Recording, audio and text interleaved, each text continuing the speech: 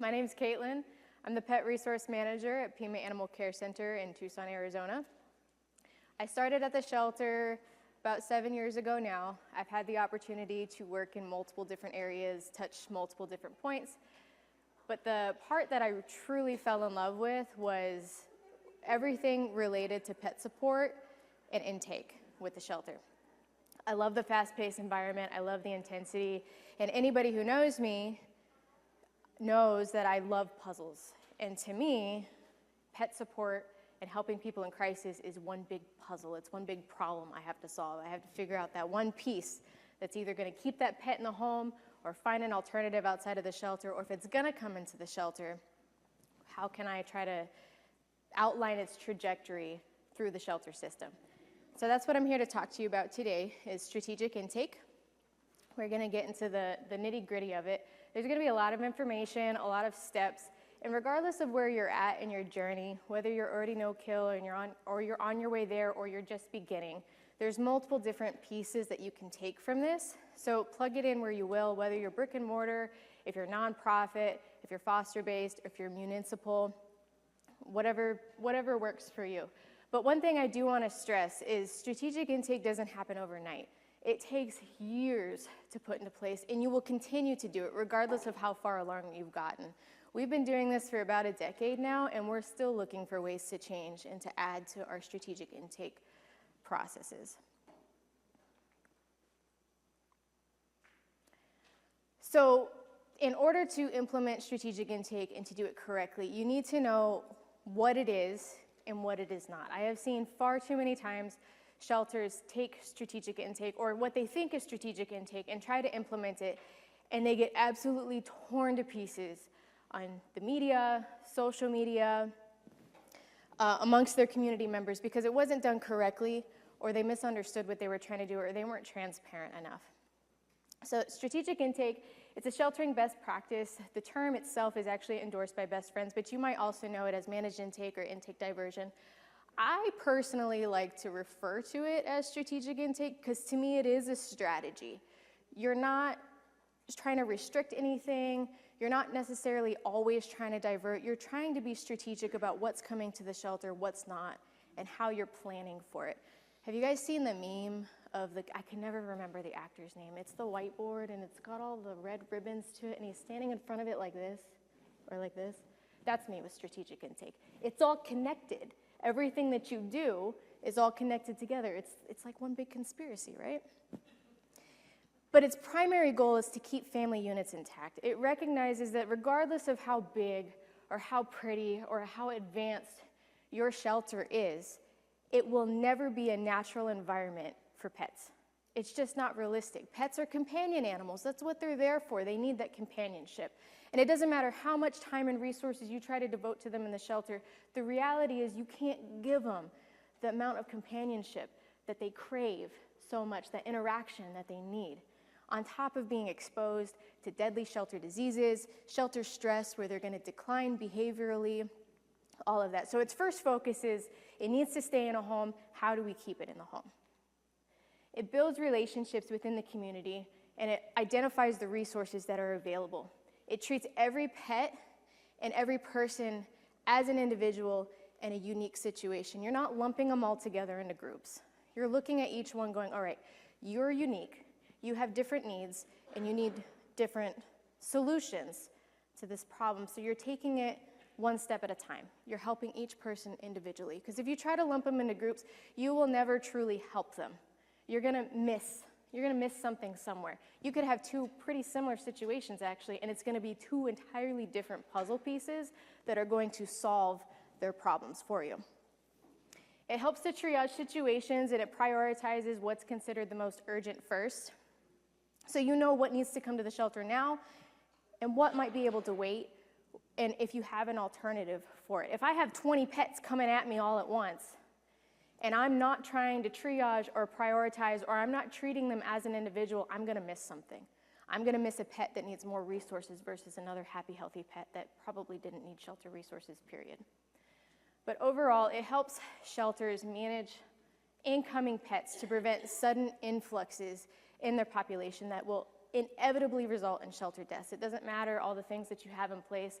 If your population increases dramatically in a way that you are not expecting, pets are going to die. Whether you have to euthanize for space, or now there's so much in your shelter, there's this heightened amount of stress, they're losing their minds, they're going crazy, they're declining behaviorally, and then we have the illness that's sweeping through the population at that point.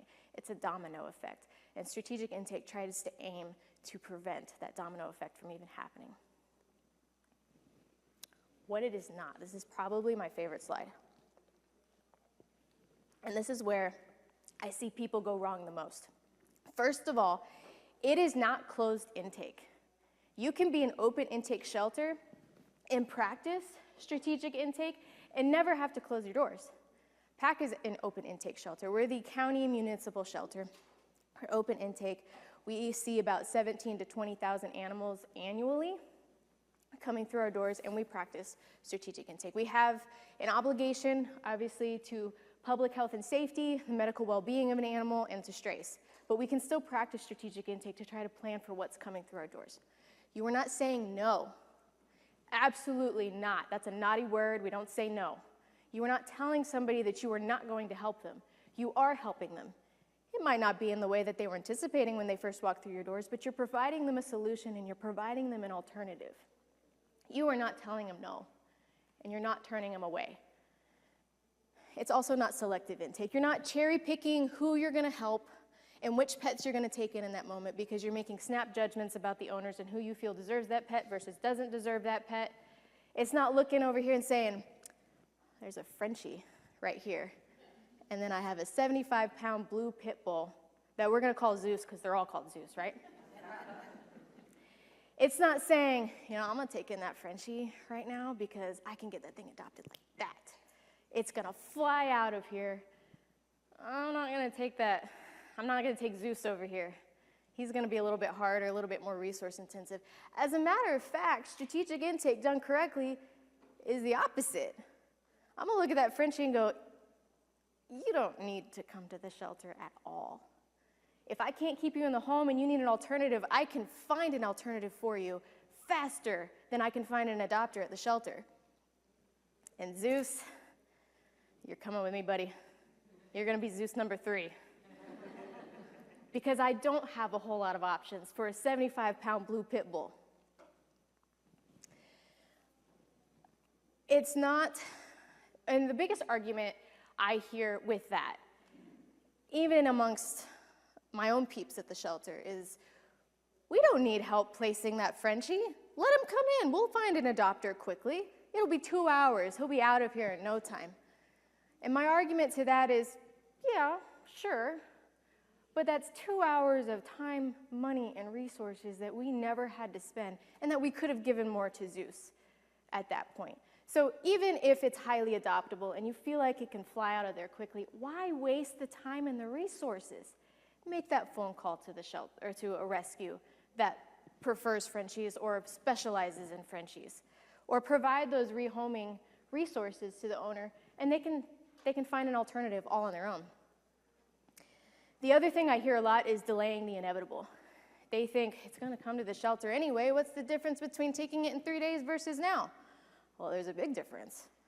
A lot can happen in 3 days. I can give them some alternatives that hopefully they'll look into in that time period, and who knows what they'll figure out by then. I don't know about you, but a lot happens in 3 days in the shelter world.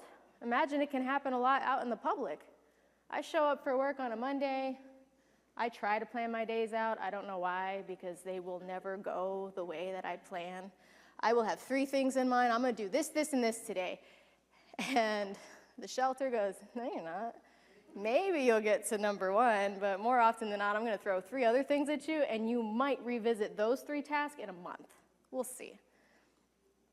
So there's a lot that can happen for just a community member. Their situation could change. They could find an alternative. They have some time to think, and they're like, you know what? Maybe I was a little emotional. Maybe I rushed to that. So you're not always delaying the inevitable. Instead, if it is truly going to come to the shelter, you're planning for it at that point. You have an idea in mind. You know it's coming, and you can prepare for it and hopefully line up an alternative by the time it shows up at your doors. It's not creating more barriers. You're not making it more difficult for people to use the shelter system.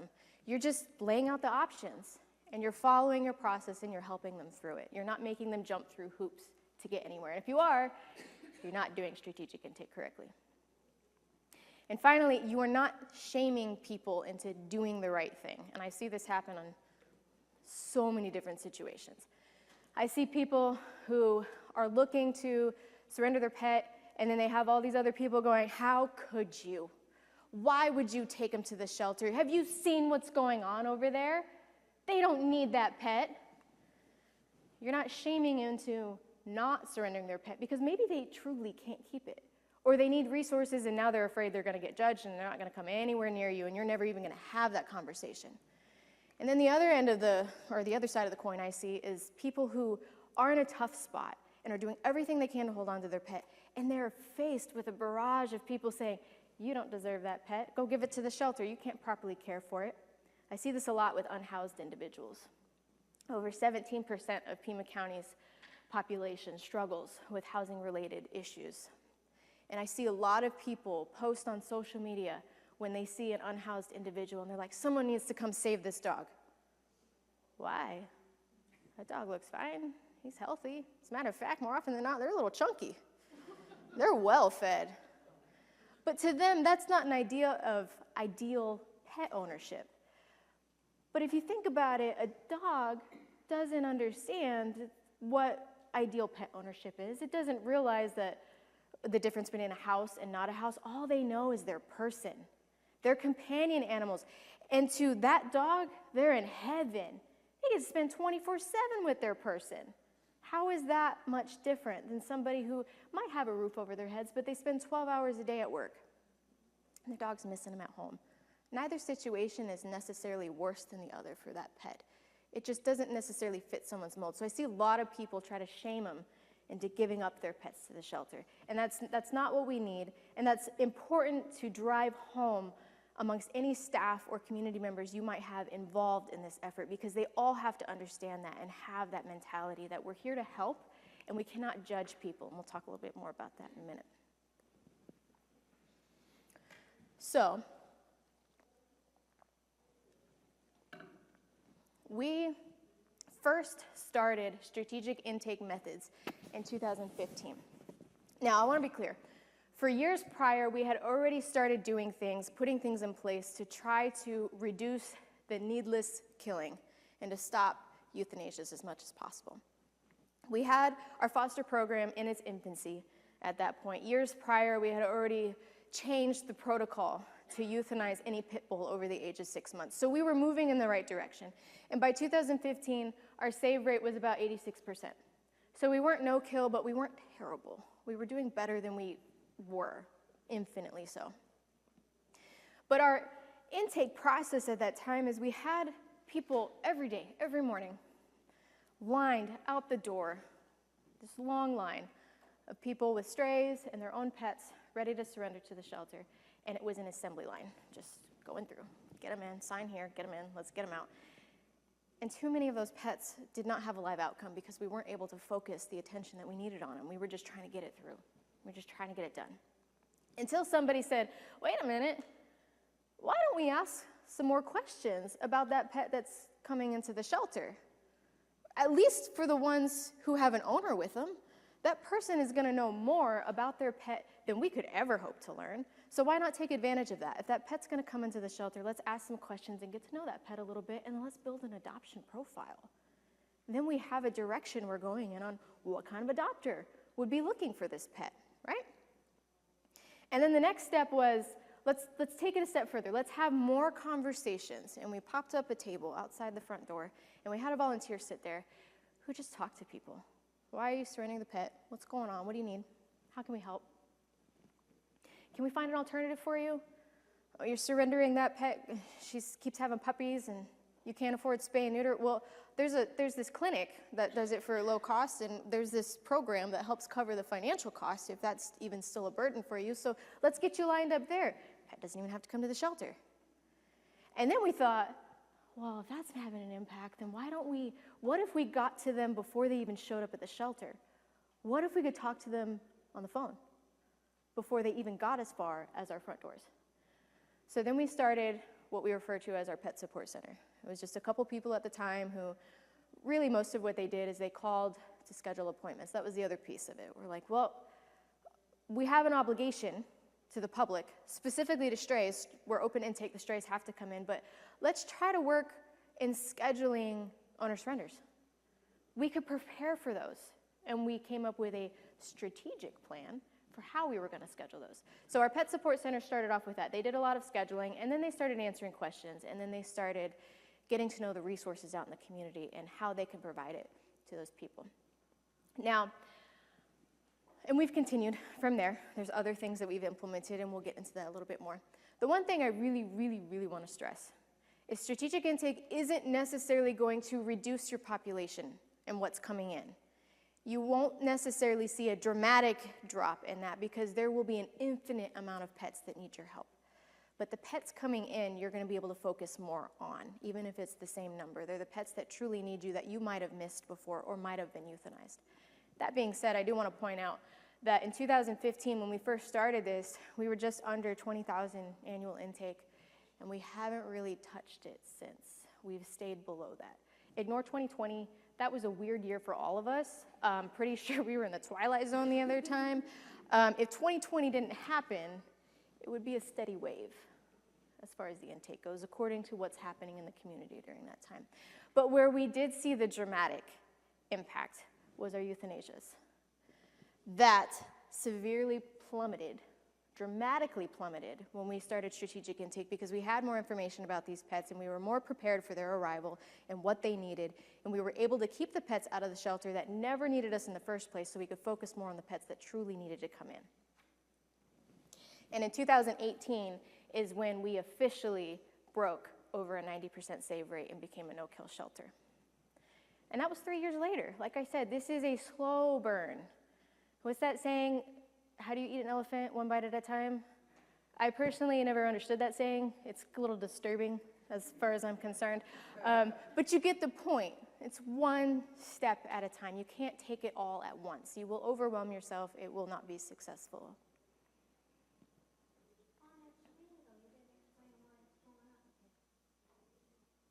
There's multiple different reasons for that, yeah. It still maintains over 90%. We're actually about 93 at this point. So there's different things that you can do to start implementing strategic intake. Again, it depends on where you're at in your whole process. Easiest thing to do is start asking questions and start asking the community for help. It's really easy to not want to. It's really easy to try to hide from the community and let them know what's going on. But if you're not transparent, if you don't build that trust, they're not gonna know how to help you. Otherwise, they're gonna be looking at you going, you play with puppies and kittens all day long, it's rainbows and butterflies, it's great. Where in the reality of animal welfare, we're like, I don't want more puppies. They're gonna get parvo and these kittens over here are fading, there's pan-luke everywhere and they just won't stop breeding. But they're never gonna know that. Instead, if you're like, don't look, I don't want you to see. It's terrible. We see some rough things every day. They're not going to look at you and say, oh, we just know you're trying to protect us. Thanks. They'll be like, what you hiding behind that door over there, huh? What do you not want me to see? What are you doing? What nefarious things are you doing? And they come up with the most creative stories when you're not transparent like that. I have heard some things, I'm like, where did you come up with that? Is it in a movie? Did you ever dream about it? That's creative. So you have to be transparent. Open that door and say, this is what's happening. And we don't want it to happen, so we need help. This is what we would like to do, and this is how we need your help. And you'd be surprised how much they're willing to step up. Figure out why people are surrendering their pets to the shelter. Analyze that data to figure out what's going on. Where is the need at? Each community is different. You have deficits in different areas. You have a surplus in others. Everybody's unique in that sense. So talk to your community partners. Figure out what they already have available out there, where things might be lacking. Maybe you find that we have a surplus of resources over here for veterinary care. We can only hope, right? Well, there's not enough trainers. So how can we try to fill that gap and provide the resources that people are lacking? And focus on the human aspect of it too. We get really, really tunnel visioned on just the pet, but it's a human issue too. If we don't help the person, we will never help the pet. So work with those human social services agencies. Figure out how you can get donations, both in kind and monetary, to try to help people in need, and what you can do to try to focus on that. Focus on keeping pets together with their families. Recognize that not all of them need to come to the shelter. It's really easy to just want to take it all on and want them all to come through your doors, but it's better for them to stay with their families, so figure out where that need's at. Try to provide that support. Sometimes it's something small. Sometimes you need to give them a little bit extra of a boost there, or you have to send them on a longer path. But if you provide the help in the meantime and keep that pet out of the shelter, that's overall, it's going to be better for you, it's going to be better for that family. Practice trauma-informed care. This is probably the core of the idea of strategic intake. Now, how many of you have heard of trauma-informed care? A few of you. So it started out in the mental health world, and it's made its way into animal welfare. And it's the concept that we only ever know this much of someone's story, when there's actually this much to their story. Therefore, it is not only irresponsible, but it is impossible for you to make a snap judgment about that person without the full story. And most of the time, your snap judgment in that situation is going to be more harmful than it is good. I was in a situation, personal story, years ago, where I found myself in need. And it takes me a lot to admit that I needed help, but I did. It was a rough time in my life. I had a very brand new family. We were barely scraping by, so I sucked it up and I went to the agencies that provide the help for people in those situations. And the person I worked with that day made a snap judgment about me. She decided that I was a specific type of a person. She threw me into that, and her decision that day sent me on a tailspin for the next year before I got back on my feet with my family. There's kinds of impacts like that, small judgments that you think aren't harmful in that moment, but they do a lot more impact than you realize. I had a woman come in months ago to our intake lobby, and right now we created the structure. We require appointments for owner surrenders, barring emergencies. And she came in to surrender her pet. She didn't have an appointment, so she needed to go through our flow to talk to somebody, and her reasoning was, I don't have any time. I just don't want the pet anymore. Okay, well, we're gonna schedule an appointment. I'm not leaving here with that pet. And now we have a stalemate. She won't take your appointment. She won't leave without the pet, and that's where I come in. So then I walked in, and I'm talking to her. She gave me the same story. She said, nope, I'm not leaving here with that pet. I don't have any more time. But what I noticed as I'm conversing with her is she wouldn't look me in the eye. She was looking around. She was looking down anywhere but me. And she was fidgeting in her chair, and she kept pulling her sleeves down. It screamed she was uncomfortable to me, but it wasn't anything where I was like, she's being nefarious. She's being devious. To me, I was getting this sense that she's scared. There's something bothering her, and she doesn't want to tell me. It was really easy in that moment to revert to what was my initial gut reaction of, oh, we require appointments. I don't care if you're not going to leave here with this dog today. We require appointments. We have to follow our process. It's what's going to be best for the dog. I could have gone at it a little bit more heavy-handed. Instead, I decided to be a little bit more gentle with her in this moment. I felt like that would have been the trauma-informed care place to be. I didn't know her full story. She clearly wasn't ready to tell me her full story. So I took a little bit of a gentle approach, and I said, look, something's going on. You clearly love your pet. That's why you're here. You're looking for an option for him. I need to know what else is going on. Is there more to the story? Is it truly that you just don't want him anymore, or did something else happen? I only ask because it helps me to get to know him and what he needs the most. You know, did something in the home? Is it a behavioral issue? Is it veterinary? There's no shame. I just need to know how I can best help you. And she started bawling. And word vomits everything that was going on. And in short, what she told me, she's in a domestic violence situation. And her boyfriend just beat that dog that morning. He got mad, who knows about what, and just beat him. She said, I can't do it anymore. I need to know he's safe. and I need him to stay here because he can't go back to that home because he's not safe there, and I want to know he's safe here. So I opened the door for that bomb to be dropped. But if I hadn't practiced trauma-informed care, I could have forced a woman out and put that dog in a worse situation. We went through our process, we helped him, we got that dog in, we got help for her, we followed everything that we needed to in that moment. But it could have gone very differently with a snap judgment in that situation. Just let my irritation take over at that moment. So how do you decide what needs to come to the shelter versus what you can prioritize in the community? Consent-based, for one. You're not strong-arming anybody into different situations or different decisions. You're giving them all the options. You're explaining it to them. You're telling them, this is our process, and this is what we can offer. This is what would suit your situation best, and then let them make the educated decision based off the information that you gave them there. And then it's outlining what you would define as emergency versus essential versus non-essential intake. That's what we operate on the most. Now, emergency is pretty self-explanatory. Is the pet or a person in imminent danger or medically compromised in some way? Is it a life-threatening medical emergency? The answer is yes, the pet's coming in. That's an emergency. It's coming in right now.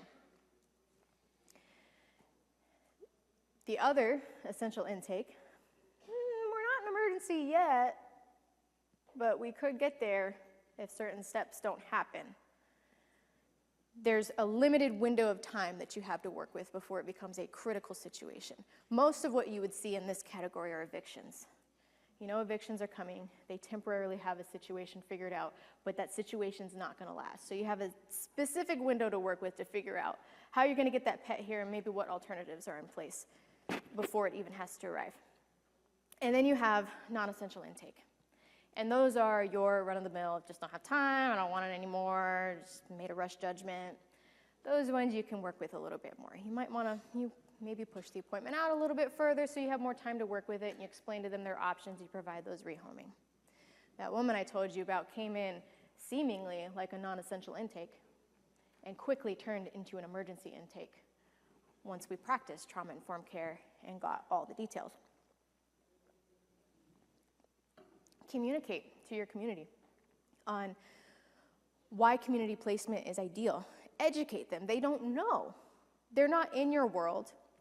They don't know all the facts. They don't have all the statistics. The one we hear the most, specifically when it comes to strays, why do you recommend keeping a stray pet in the community? Well, I'm glad you asked. Because most pets are found within a mile of their home and are 85% more likely to make it back to their owner if they're kept in the community where they're found and not taken to a shelter 12 miles away, where they might not know about it, maybe they don't have a car and they can't get there, or they're scared to death of you and they will not show up to come get their pet. Why would they?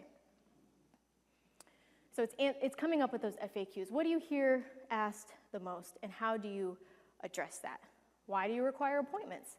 Well, because it helps us plan for what's coming in. We don't know how many strays are going to show up today, but we can at least have an idea of how many owner surrenders are going to come in. And those ones, we have profiles already built. We have the information we need to highlight them for adoption or foster or rescue, whatever it is, so we can try to plan more accordingly in that sense. Does that make sense?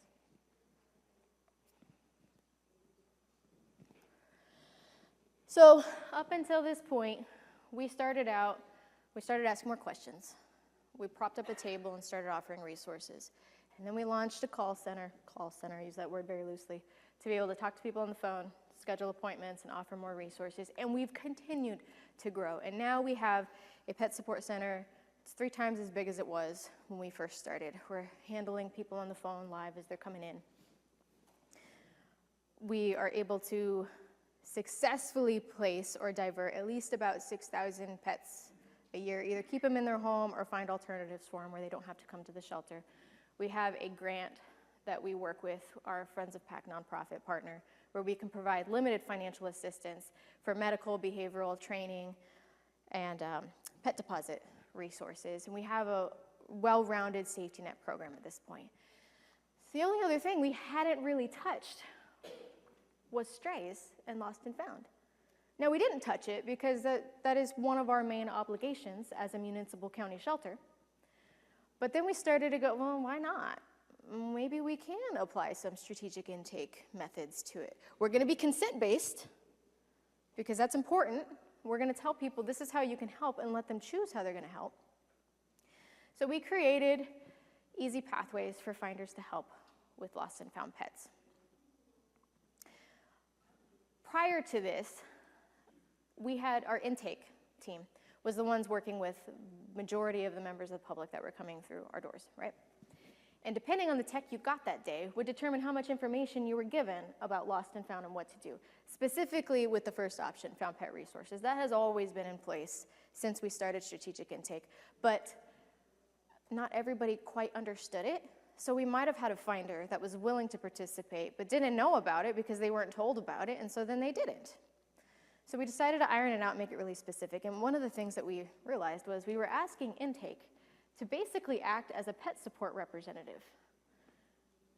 But we have pet support representatives that are fully trained. They're an encyclopedia of the resources that are out there. So why don't we have them talk about the options? So we created this workflow through our lobby where if somebody's willing to help, they get to talk to a case manager. And we'll talk more about case management in a minute. So found pet resources, it's pretty simple. A finder who is willing to hold on to a pet indefinitely gets vaccines and a microchip upon intake, and then they're offered a free spay and neuter appointment after a certain period of time if they were unable to locate the owner. And then they're given a packet of information. This is everything that we recommend you do to try to find the owner of this pet. If you're unsuccessful, these are your next steps. And then that's it, we're done with them. The next option was 3 to Thrive. How many of you guys have heard of First 48? It was a Haas pilot program they did a few years ago. Yep. So we started out calling it First 48. I'm a crime buff. I got super excited because I was like, oh my God, First 48, that's you're most likely to solve a crime within the first 48 hours, just like you're most likely gonna find the owner within the first 48 hours. So we tried that, but then we changed it to what we call 3 to Thrive to suit our shelter needs just a little bit more. What we were finding in our population, just like, which I'm sure most of you, distemper, parvo, pneumovirus, lots of different diseases run rampant in the shelter. A lot of them are preventable with vaccines, but even though every pet that comes through our doors gets vaccinated appropriately, the stress that they're under in a shelter environment prevents their immune system from fully taking hold and from that vaccine from actually providing any sort of protection. So we said, give us 3 days. We have a finder who's willing to hold on to it for a couple days. Give us 72 hours. We will strategically plan for it to come back. We will have an appointment scheduled for it, but we're going to vaccinate it on day 1. And then while it's in your quiet home environment for the next 3 days, those vaccines have a better chance to truly take hold in their immune system, so then they have a better protection when they come into the shelter. And then what I found with 3 to Thrive is more often than not, we have those people who call us and say, hey, yeah, I have your appointment on this date to bring this pet that I found back. I kind of like them. I'd like to keep them a little bit longer. Done, sold. You don't have to convince me. I will cancel your appointment right now. You already have all the information you need to try to find the owner. These are your next steps. Thank you. We'll throw in spay and neuter there on top of it whenever you're ready. And we have finder to foster. That was try to capture those finders that we had coming in that weren't willing to take the plunge yet. They wanted a little bit more backing from the shelter. Now, when we created these pathways, these were the ways that we heard finders saying that they were willing to help. So we tried to capture it and we tried to highlight it in each of these options here. So finder to foster, they serve their stray hold at the shelter, and then they can come back and foster it at the end for qualifying pets if it's not otherwise returned to its owner or reserved for adoption during this time period. So even though it didn't stay out of the shelter in that moment, we have strategically lined up placement after that stray hold is up. We already have foster placement. We already have an outcome ready for this animal. We molded these pathways to target kitten season 2, specifically with options 1 and 3. We had a lot of finders who were willing to help with the kittens that endlessly come in when spring comes around, or if you live in southern Arizona, anytime the weather gets warm enough that the cats are like, it's time to have babies, and then you have an influx in the middle of January you weren't anticipating. So we modeled these to help capture those finders who were willing to help us with kittens that were coming in. The other big thing we did was we transitioned to Petco Love Lost as our community lost and found platform.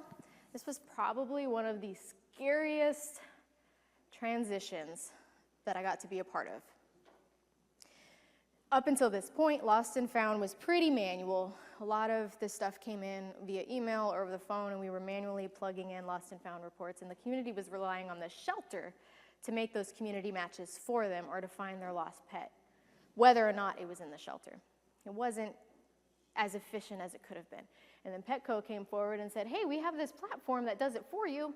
It can be your community reporting platform. It has this, it has this, it has all these features. It takes everything off your plate. And I looked at him and said, you're too good to be true. Nothing's that easy. I don't know about that. And we sat on it for like 6 months, debating. Is this a good idea? I don't know. This doesn't seem right. And then we're like, you know what? Why not? We've come this far. We've done all this. We've changed things radically in the past. Let's try it again. Let's see what happens. So we over-communicated. We were overly transparent, telling everybody, this is what we're going to do. I was prepared for it to blow up. And then the day came that we launched it. It was May 1st of 2023, and nothing happened. Nothing blew up. Nothing bad happened. It was one of the most seamless transitions I've ever experienced. And it had a huge impact on our community. More people than ever are reporting found reports, more people than ever are reporting lost reports, and we have more community reunifications taking place than they ever did before. They never needed the shelter to be involved. We were in their way. So we just gave them the opportunity to do everything on their own. And now we're targeting communities that we see a lot of strays coming in from, but not a lot of outcomes, whether it's adoptions or return to owners. So that told us there was clearly a disconnect here. People did not know that the shelter was there or what there was to offer. Maybe they were afraid of us, so let's target these communities and figure out why. If they can't come to us, we will go to them.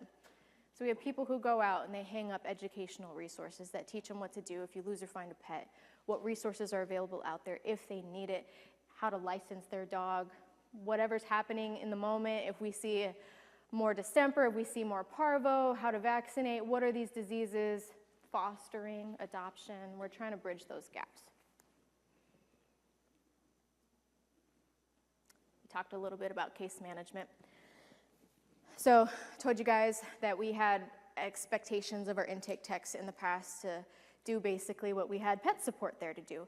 So we introduced case management, and we called it this because in a lot of ways, people who are helping those through crisis and providing those resources, they're kind of managing the case in the moment, right? So we decided to call it a case manager because it provided this prestige to this position that was helpful for the community members to see that they're taking them seriously. We were always taking them seriously, but when they're told they're meeting with a case manager, it makes them feel like we're taking them even more serious in that moment, and that their case is being helped. So anybody who's willing to hold on to a stray pet, or if they're coming in to surrender a pet and they don't already have an appointment, or they already know we offer resources and they're there for those resources, they get to meet with a case manager. We have these private little interview rooms that they get to meet with them and have those face-to-face conversations. I don't know about you guys, but I've noticed this trend with shelters that we have these random spaces that we either decide to repurpose for what they were not originally intended for, and then we have other spaces that we just never touch. We have offices that were closets at one point, and then we had these couple interview rooms right outside of our intake that we never touched. They were just extra workspaces, and that logically didn't make sense. We're like, why don't we turn that into a case management area? It's nice, it's private, there's a computer, they can talk to them, there's chairs on either side. Let's do it. We got a bit of a facelift, if you will. We didn't spend a lot of money. No, a lot of it was actually very DIY to figure out, because we're animal welfare. We're not made of money. We have to kind of figure it out as we go. How many of you have a shelter intake lobby that feels like a jail intake place? It's pretty dreary, it's concrete. It's practical for a shelter, but it feels miserable to walk in. And then as a municipal government facility, we have the government stigma hanging over us, where they're expecting to come in to people moving at the pace of molasses in January, who are going to be rude to them, not take them seriously. So we put a little bit of pop in the lobby. We hung up literature, colorful posters that tell everybody what we can do and how we can do it. And then we introduced a lobby store, if you will. Part of our strategy was we created all these partnerships with organizations that had these donations that they couldn't resell. And so they were giving it out to organizations and people in need. So we're one of those recipients, so we can hand it out to people who are coming in. And we don't just take pet supplies. We take human hygiene and cleaning supplies too, because like I said, we can't just focus on the pet, we have to focus on the person too. So we built this little lobby store off to the side where people in need can go shop, if you will.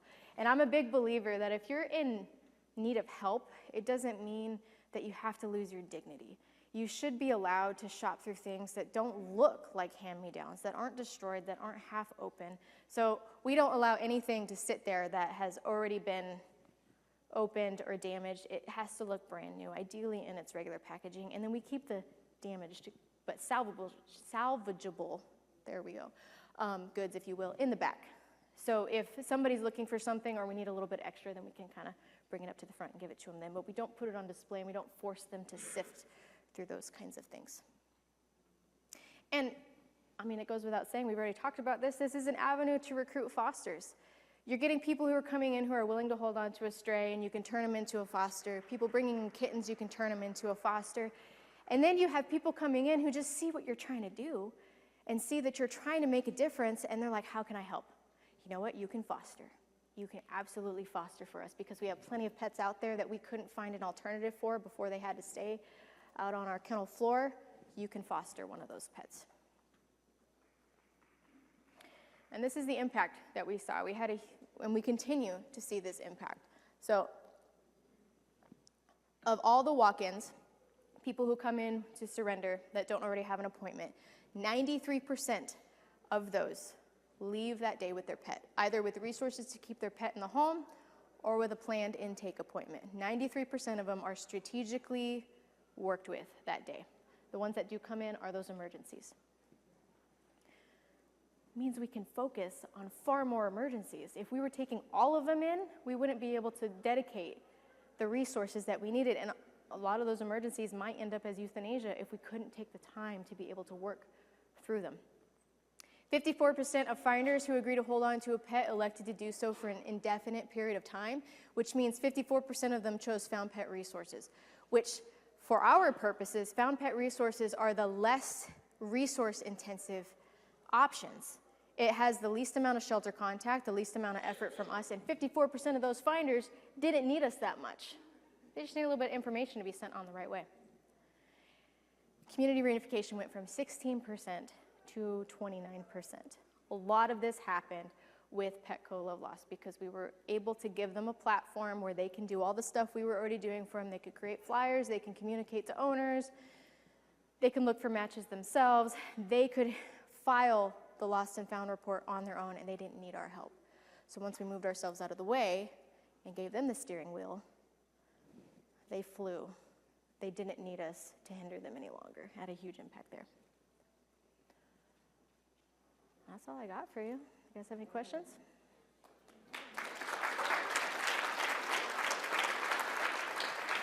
This gentleman right here, if there's anybody with any questions, has this box that he has informed me is a speaker, but he can throw it at you. So.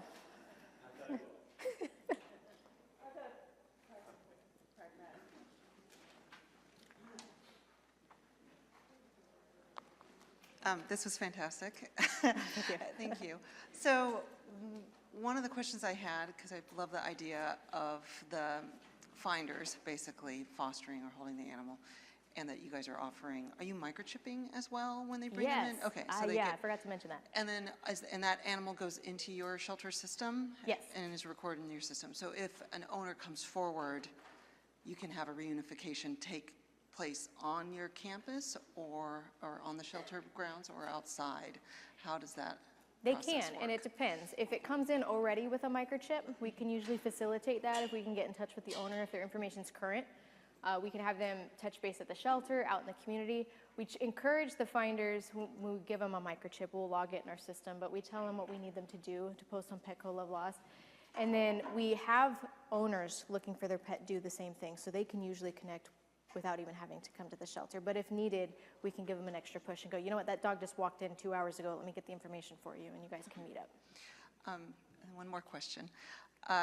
When your pet support staff came on board, were they initially volunteers, or how did you guys work in volunteers into your So program? the very first person that provided pet support related assistance was a volunteer. She's phenomenal. She had her finger on the pulse of everything that was going on in the community, and so she kind of built a lot of the resource encyclopedia that we reference, and then we moved towards hiring staff. We actually got a bequest grant that we were able to apply to it to build it initially, and so we were able to work our budget around to be able to accommodate it indefinitely. Great, thanks.